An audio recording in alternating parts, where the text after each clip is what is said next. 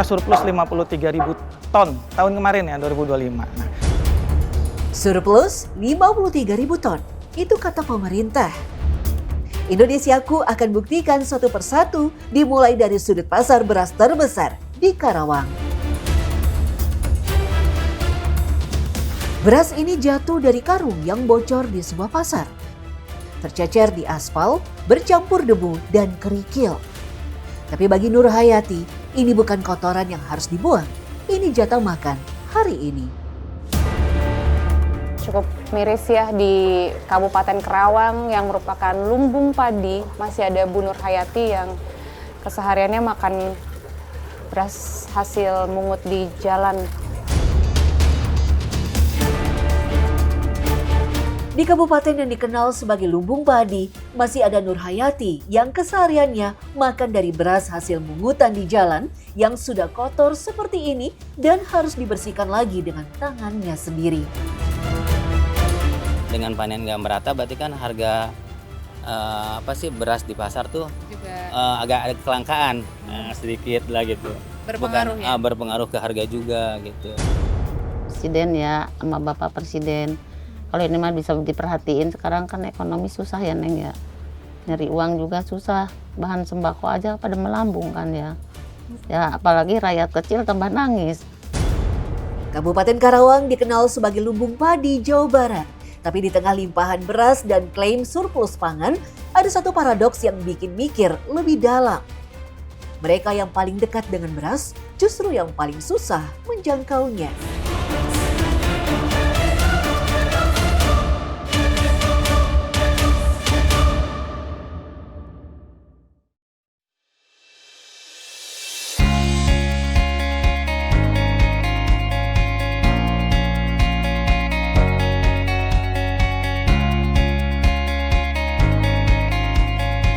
Kabupaten Karawang memiliki area persawahan lebih dari 97.000 hektar.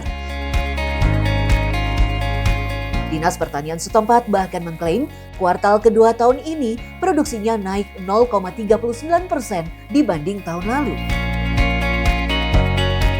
Itulah yang membuat Pasar Johar, pusat pergerakan beras Karawang menuju Jabodetabek hingga luar Jawa, selalu ramai sejak pagi.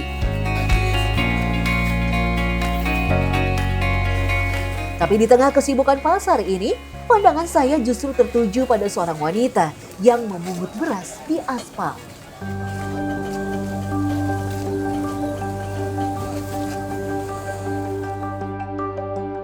Ini disapu ke sini buat ibu bawa. Ya, Ininya yang disapu. iya.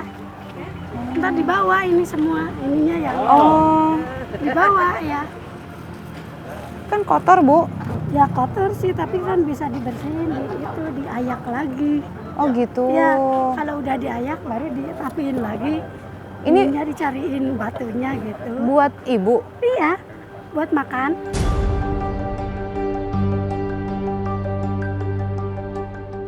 Buat makan ibu. Iya. Kan buat sehari-hari ini. Oh. Kalau saya beli mah ya Allah, bukan nggak kebeli atuh. Kalau kebeli mah kebeli aja, cuman saya sayang ini banyak gitu. Berarti nanti ini Ntar dipilah diayak. lagi, Iya. ibu bersihin lagi, Ah. ibu makan. Ya kalau udah bersih ya lah, emang lama sih ngebersihannya. Nggak begitu ini, sampai 2 jam, 3 jam gitu. Beras ini bukan sekali dua kali ia temukan. Tapi setiap hari, di sudut pasar yang sama, Nur Hayati sudah menunggu karung-karung yang bocor. Tiap hari ibu kayak gini. Ya iya, tiap hari saya di sini. Ini kan beras yang jatuh dari situ ya, Iya. dari yang kayak karung-karung gini ada yang bolong ya. Oh, Saya di itu. jadi masih baru buat ibu. Iya. Oh, udah lama juga saya mah suka diinin aja, Itu diambilin. kayak gitu bisa Bu? Kalau itu mah dedeknya enggak ini. Oh, yang ibu bisa bedain yang baru-baru jatuh gitu kurang lebih ya? Beda, iya bisa nih. Beda? Nih gini, ini kan dedeknya. Dedek. Dedek Ini itu dari apa? mobil di sana tadi. Oh. Begini. Kalau ini apa berarti? Ini mah yang kecilnya. Oh, yang buat kayak kalau ini mah buat ayam aja gitu. Buat ayam. Suka dikasihin tetangga. Ibu punya ayam di rumah? Enggak, Berarti maksudnya yang buat ayam ibu makan? ya ini mah kadang-kadang kalau nggak ada yang ini mah buat makan gitu. Dipakai makan, dicampurin.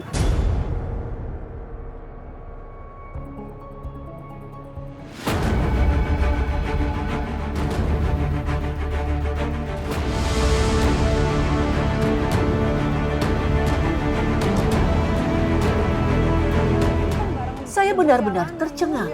Di balik transaksi ekonomi yang bergulir di pasar ini, ada warga yang melihatnya sebagai satu-satunya celah untuk memenuhi kebutuhan pokok dengan cara yang mengenaskan.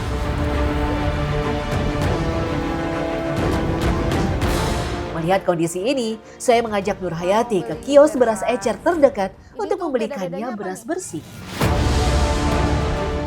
Sambil memilih, saya penasaran dengan kondisi beras hari ini dari sudut pandang pedagangnya sendiri.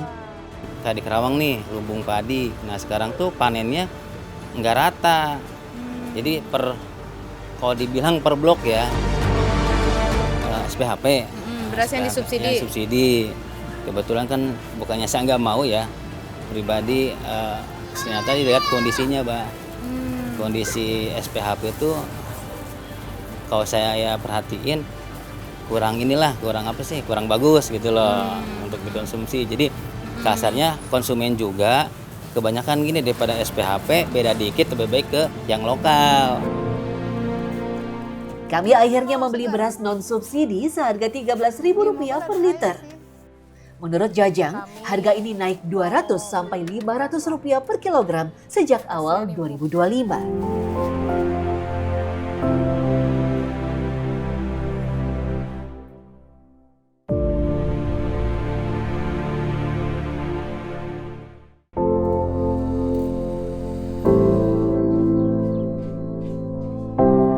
Nur Hayati tinggal mengontrak di Gang Kumuh sekitaran Pasar Johar. Sudah lebih dari 10 tahun, suaminya tak mampu bekerja karena sakit.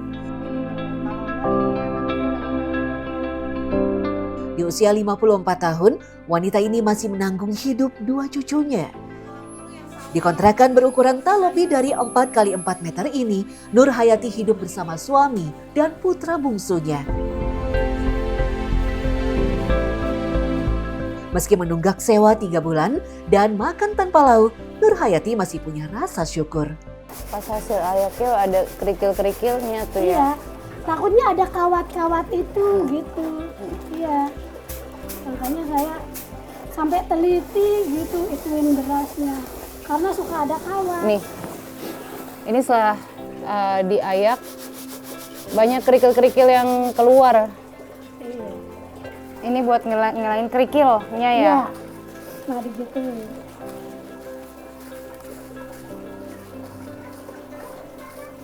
Ini memang kotor banget sih Bu ya.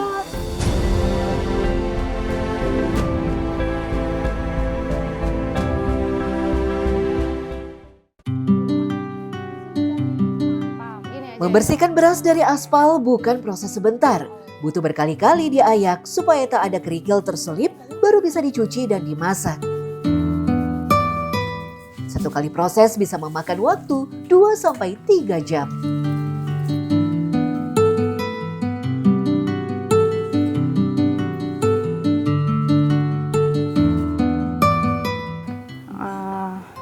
Setelah dicuci, tadi prosesnya cukup lama ya, hampir sejam kali ya Bu? Iya.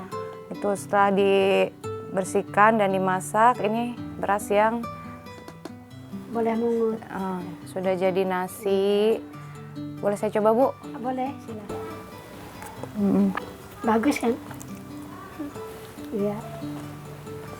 Ya walaupun dari mungut inilah yang Bu Nur Hayati dan keluarganya makan sehari-hari. Dari beras mungut ini ya Bu ya. Jauh dari kata higienis, itulah kebutuhan pangan yang setiap hari dihadapi keluarga Nur Hayati. Mode bertahan jadi satu-satunya pilihan di hari tua mereka. Sandang, pangan, papan, semuanya serba pas-pasan.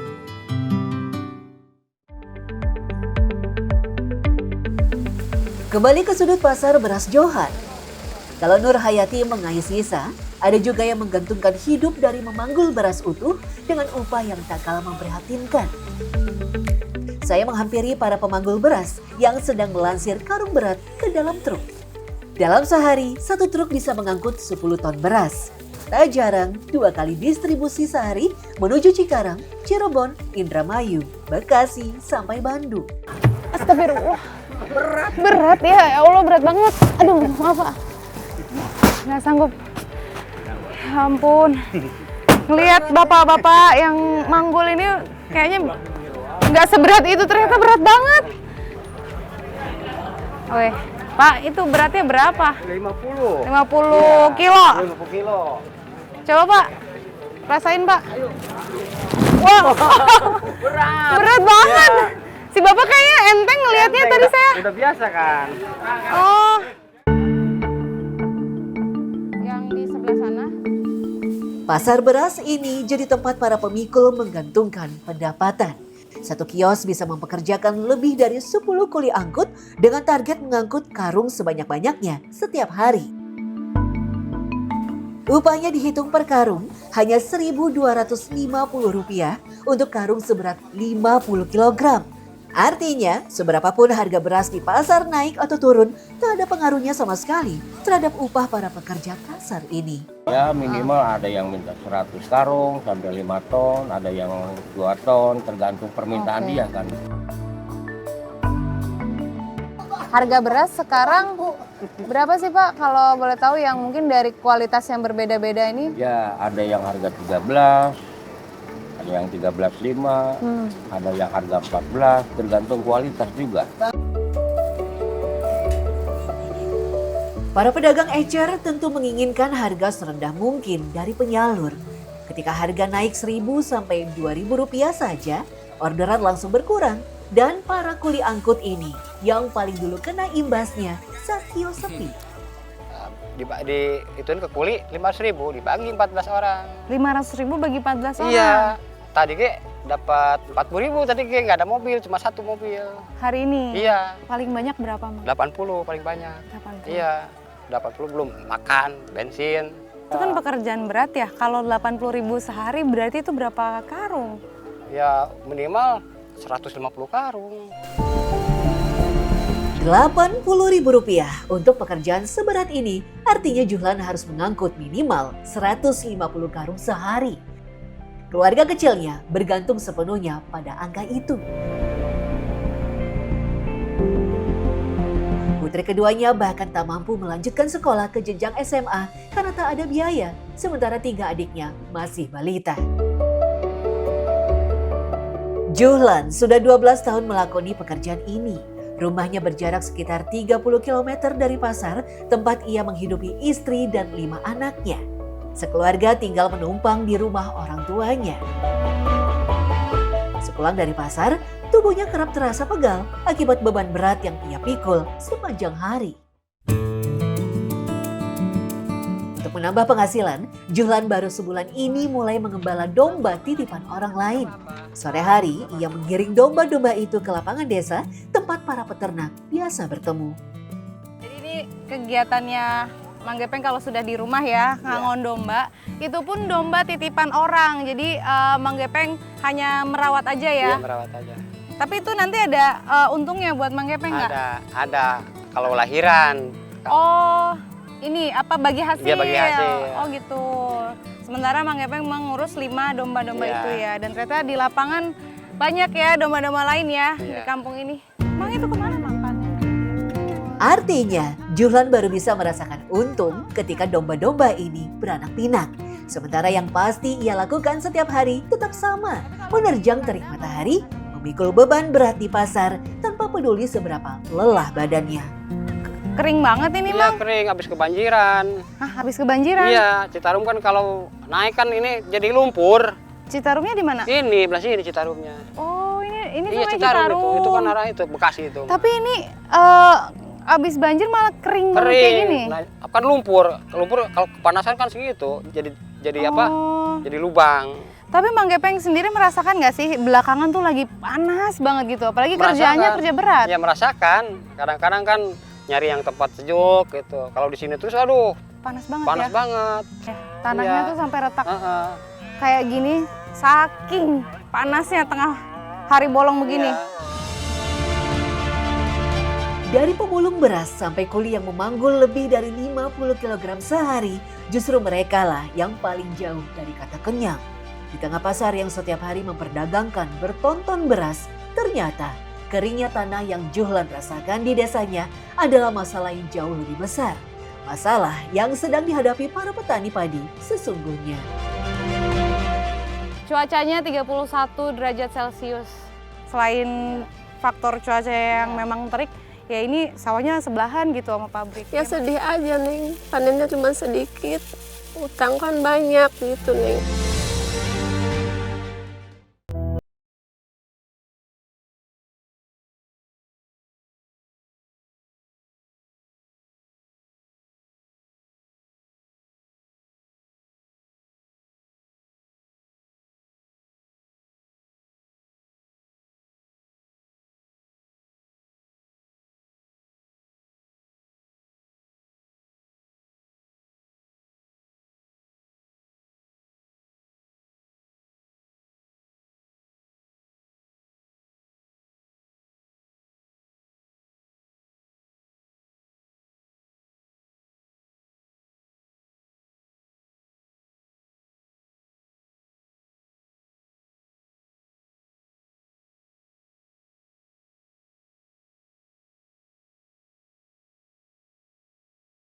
Ini saking panasnya loh.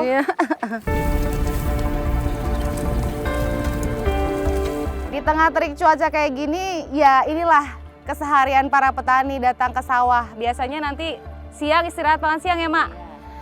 Ini bentar lagi jam 12. Kalau dilihat sini kelihatan nggak ya? Cuacanya 31 derajat Celcius. Ini luar biasa sih. Gimana nanti tengah hari banget ya, Mak ya?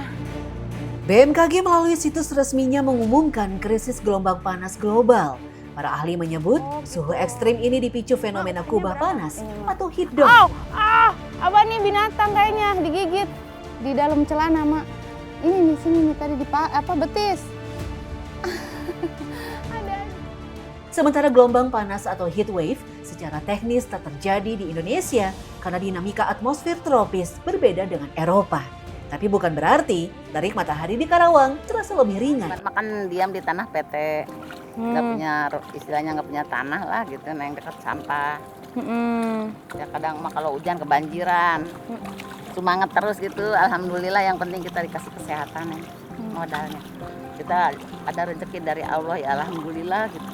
Disyukurin malah kaki emak aja ini bekas cacat, lumpuh dua-duanya. Pernah lumpuh, Mak? Dua-duanya ini. Masya Allah. Tapi sekarang masih kuat alhamdulillah. Namanya Allah kan masih ngasih kekuatan Neng.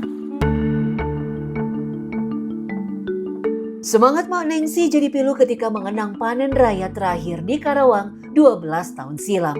Hari ini, ladang yang digarap bukan sedang panen atau tanam bibit, melainkan tahap merambat, membersihkan tanaman liar supaya padi bisa tumbuh baik. Hasil yang diterima Mak Nengsi dan kawan-kawannya bukan upah harian, melainkan ditetapkan pemodal Rp1 juta per hektar. Lahan yang digarap seluas 4 hektar dibagi untuk 6 buruh tani.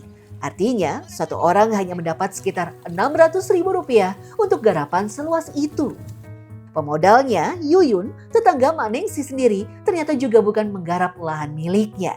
Yang menyewa 4 hektar ini seharga Rp5 juta per hektar dari pemilik aslinya. Untungnya ada tetangga itu ngebantu ibu, ya ibu juga ngebantu tetangga, ngasih nggak bisa gitu. Ya alhamdulillah. Oh gitu. Pernah gagal panen nggak sih, Bu? Ya pernah Neng, kalau nggak ada air terus hujan juga nggak ada sampai tanahnya ini kan pecah-pecah. Ya si padinya itu nggak beranak Neng, jadi nggak tumbuh. Jadi apa namanya kering terus nggak ada bijinya, nggak ada tuh. Ini ngaruh nggak sih Bu sama keberadaan pabrik yang bersebelahan dengan sawah? Ngaruh yang itu apa? Seberapa itu 6 petak nggak ditanam Neng karena limbah itu mematikan sama padi Neng. 6 petak tuh luas lumayan? Lumayan, ada sehektar juga lurus ke sana itu. Tuh yang kering tuh kelihatan jadi kering, wah itu mati karena limbah dari pabrik. Itu kita udah berhitung rugi Neng. Manengsi sudah menghabiskan setengah hidupnya sebagai petani. Sebagai anak pertama dari 12 bersaudara, sejak kecil ia sudah ikut orang tuanya ke sawah. Tapi setengah abad bergantung pada ladang, tak juga mengangkat taraf ekonominya, bahkan di hari tua. Udah di sawah, udah nggak ada kerjaan. Baru mah ke sampah, suka mungut-mungut itu apa? Rongsok.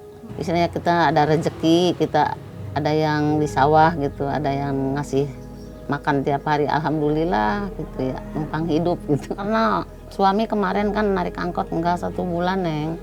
Udah 1 bulan, 5 bulan nganggur. Coba bayangin emak lumpuh, suami enggak cari uang lah, susah ya, Neng. Makanya emak ya, sakit.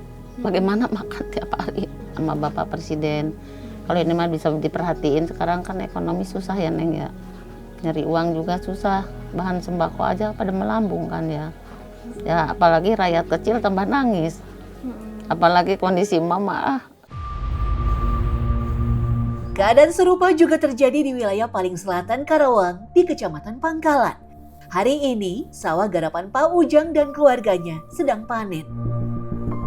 Tapi di beberapa spot gagal panen, sebab sawah di sini adalah sawah tak ada hujan tanpa saluran irigasi. Nah, ini padi yang lagi kami arit, diambil, ini kata Ibu termasuk yang kualitasnya kurang bagus ya Bu ya. Dan bisa dibilang ya gagal panen gitu, karena kering banget di sini. Jadi nggak ada aliran air ke sini. Terlihat juga ya dari tanah yang kita pijak ini juga retak gitu. Benar-benar sama sekali nggak ada hujan juga ya Bu ya. Bu Resi, keponakan Pak Ujang, setiap hari menggarap ladang seluas 3 hektar ini. Hasil panen mereka tak seluruhnya dijual, sebagian jadi stok pangan sendiri. Dalam setahun, mereka bisa panen 3 kali. Tapi kendala besar selalu datang saat musim kemarau seperti sekarang, kekeringan. Ya kekurangan air gitu nih. Airnya ada, cuman nggak ada itunya, nggak ada mesinnya. Selama ini sumber air di sawah ini dari mana?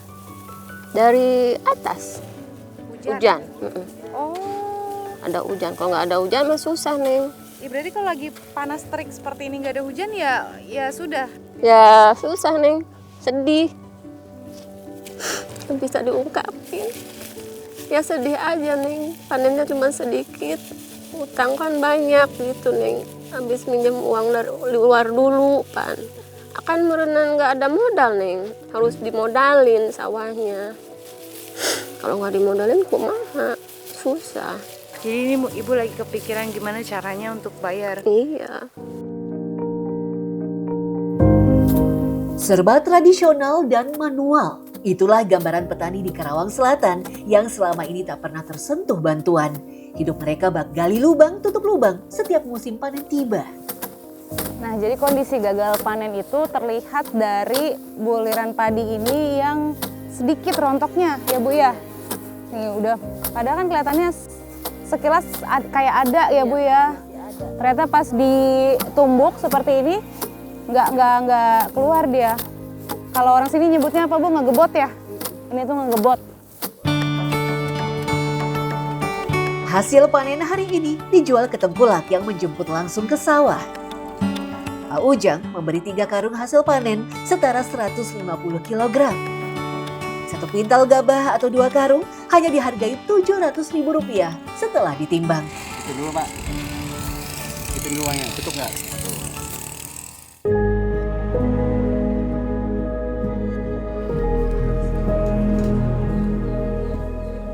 Di rumah, Resi juga merawat ibunya yang sudah sangat sepuh. Pendapatan dari sawah tak cukup menutup biaya pengobatan Mak Encah yang kini berusia lebih dari 70 tahun.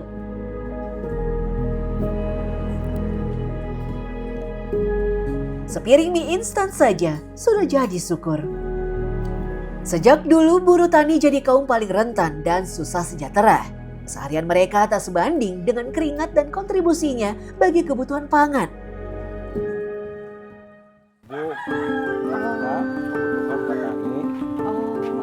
Ini. Hutang piutang di kalangan petani seolah jadi hal normal. Ada kebutuhan harian yang tak Jadi pernah emang cukup. ini kalau lagi butuh modal apa gimana? Ya, butuh modal. Oh gitu. Kenapa sampai berhutang Pak? Kan itu hasil itunya panennya gagal. Iya gitu. Pinjem paronya, ntar paro lagi gitu bayarnya. Rata-rata petani di sini seperti ini. Iya seperti bapak gitu. Kan kalau petani kalau punya modal bisa jual apa, kalau nandur itu Neng nggak punya modal pinjem ke tetangga gitu. Dari dulu sudah seperti itu siklusnya? Iya dari dulu. Mudah-mudahan jangan seperti ini pusok gitu tadinya. Kan sekarang musim kemarau gitu. Air nggak ada, airnya kekurangan, kekeringan gitu.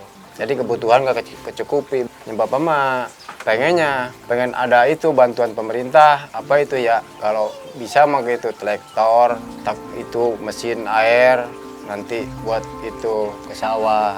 Nanti nggak bakalan kayak sekarang gitu Neng. Kan Bapak masih ada utang ya ke saya. Ujang baru bisa membayar setengah hutangnya kepada Denny tetangganya. Tapi Ujang rupanya sudah berniat meminjam lagi dengan nominal lebih besar. Itu demi keperluan beli bibit padi dan sewa traktor musim tanam berikutnya.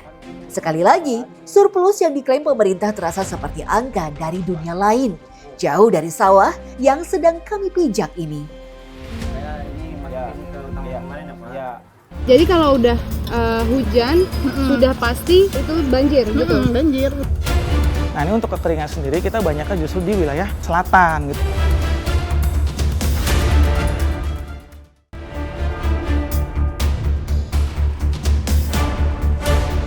Problematika pertanian padi di Karawang rasanya terlalu kompleks untuk berhenti di soal cuaca dan utang.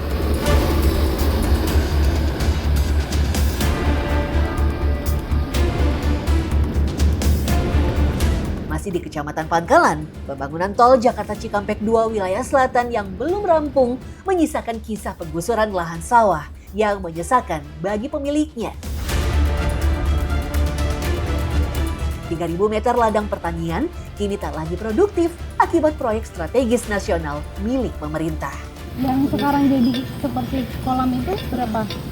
2000-an, 2000 meter. Ini dari batu itu dari situ pagel ya. Oh. Berarti kesini udah pembebasan nih. Ya. Yang kesannya belum. Jadi Pengelola jalan iya, tol. dulu belum ada.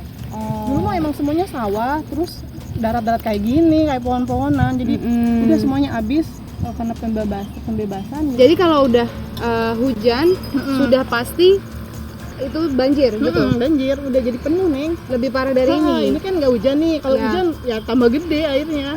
Ya saya mau minta ganti rugi kalau bisa mah ya. Ini kan nggak bisa ditanamin lagi gitu. Ada ganti rugi lah karena nggak bisa. Dulunya kan per sawah dapat berapa kintal. Sekarang kan enggak, jadi ngurangan penghasilannya bapak gitu. Nur Hayati, Juhlan, Nengsi, Ujang, Resi, dan sekarang Nia. 6 cerita, 1 kabupaten. Saatnya kita kembali ke klaim yang kita dengar di awal tadi dan membawanya langsung ke orang yang mengucapkannya. Dinas Pertanian, Ketahanan Pangan, dan Perikanan Kabupaten Karawang punya program asuransi petani dari APBD. Tahun lalu, 12.000 hektar lahan sudah diasuransikan dan 10.000 hektar diantaranya sempat mengklaim premi bagi petani yang gagal panen. Sayangnya, program ini seakan tak terdengar sampai ke telinga petani seperti Ujang dan Resi yang justru paling membutuhkannya. Untuk pertanian di Kabupaten Karawang sendiri, kita untuk produksi di tahun 2025 sudah mencapai target, bahkan melebihi target. Dengan target kita yang 1,41 juta ton per tahun, sekarang kita sudah memenuhi target 1,43 juta ton. Produksinya pun, produktivitasnya pun kita cukup baik ya, hampir mendekati 7 ton per hektar. Lantas, apa langkah yang bisa dilakukan menghadapi kemarau panjang dan bagaimana perhatian pemerintah terhadap mereka yang paling rentan kekeringan? Nah, untuk kendala jangka pendek itu sendiri seperti biasa ya air, ya kan. Nah, ini air kita Karawang ini wilayah ini terbagi 3. Ada wilayah Karawang Selatan atau kedua wilayah bagian tengah dan wilayah bagian utara. Nah, ini untuk kekeringan sendiri kita banyaknya justru di wilayah selatan gitu, yang daerahnya daerah arah ke pegunungan.